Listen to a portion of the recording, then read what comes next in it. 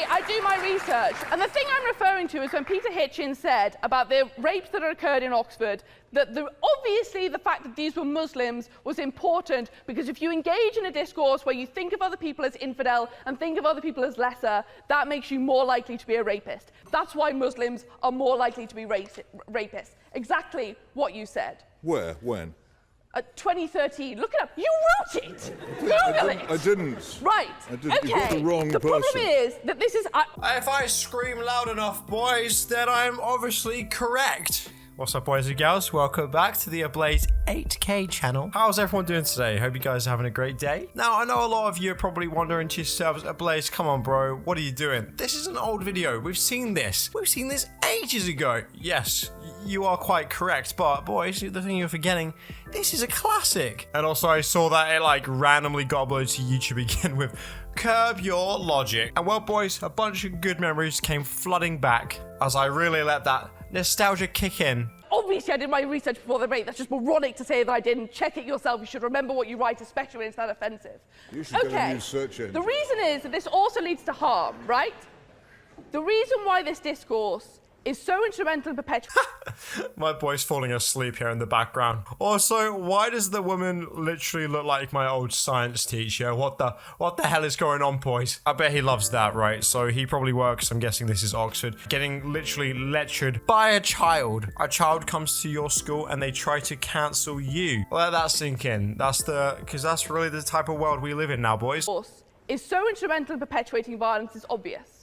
Because apartheid doesn't make any sense if people aren't engaged in a discourse of racism. It would collapse under its own ridiculousness. It has to be buttressed by that discourse. Homophobic attacks make no sense without a discourse that legitimizes homophobia, without playing into that discourse and being part of that conversation. Transphobic attacks make and all of the trans women and trans men who die in this country and other countries makes no sense without the discourse that Brendan O'Neill specifically perpetuates when he refuses to recognise their chosen gender identity.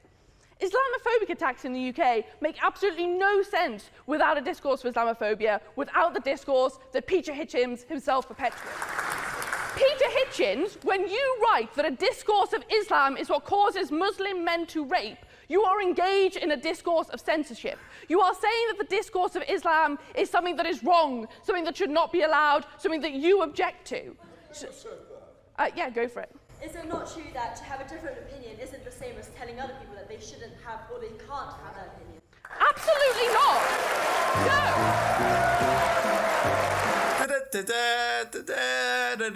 Boys, I love these videos so much. I like how she literally was waffling on about censorship, how censorship shouldn't be suppressed. The people start clapping for this woman and she's like, no, stop that. Don't clap. Amazing, amazing. That was a fucking brutal one-liner, boys. I gotta be honest.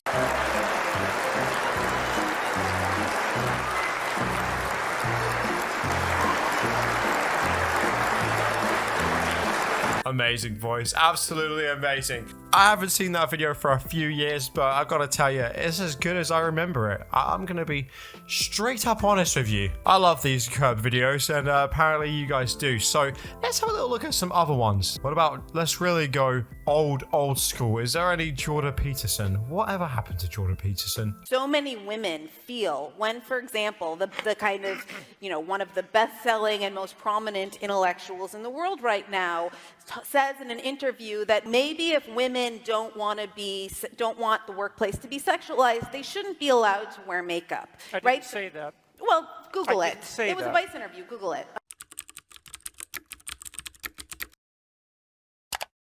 Because that's the part that I'd like for you to do. Like, complete the thought. A woman... I'm not saying that women shouldn't do it. And I'm also not saying that it should be banned. But I'm saying that you're absolutely naive if you don't think that that has anything to do with sexuality. Now, I'm not saying that people shouldn't use sexual displays in the workplace. I'm not saying that. I love these videos to bits. Honestly, with Google being a thing, quite a big present thing in our lives, why even bother to make stuff up? See that we can literally just Google it straight after. Then you just look like a big absolute dum-dum. I get why they do it. They're trying to like prove their point and they're trying to do it in a way that makes the other person sound as bad as possible and get the most shocking result, like, you definitely said this. Why should your right to freedom of speech trump a trans person's right not to be offended? Because in order to be able to think, you have to risk being offensive. I mean, look at the conversation we're having right now. You know, like, you're certainly willing to risk offending me in the pursuit of truth. Why should you have the right to do that? It's been rather uncomfortable. So you haven't sat there and I'm just trying to work that out. I mean, Ha, gotcha. you have got me. You have got me. I'm trying to work About that through in time. my head. Boys, honestly, what a absolute amazing clip. Going back and watching these like old videos, I know a lot of them are quite old now, but they're like, they don't get bad with old age. I think if anything, they just get better, especially with more people just being more woke than ever before. Going back to watch these videos is just so refreshing. Like I said, you ain't gonna out-talk Jordan Peterson. Yeah, it took a while. It did, yeah. Took a while. Well, there we have it, boys and girls. I thought we could go take a little trip down memory lane. Thoroughly enjoyed this one. If this video gets 200 likes, then I'll do a Curb Your Karen, because as you know, Karens are also a bit silly. And I reckon that could be a bit of a banging video. So anyway, boys and girls, hope you're all having a great day, and I'll see you in the next video. Pop her a blaze out. Goodbye, my children. Hugs and kisses.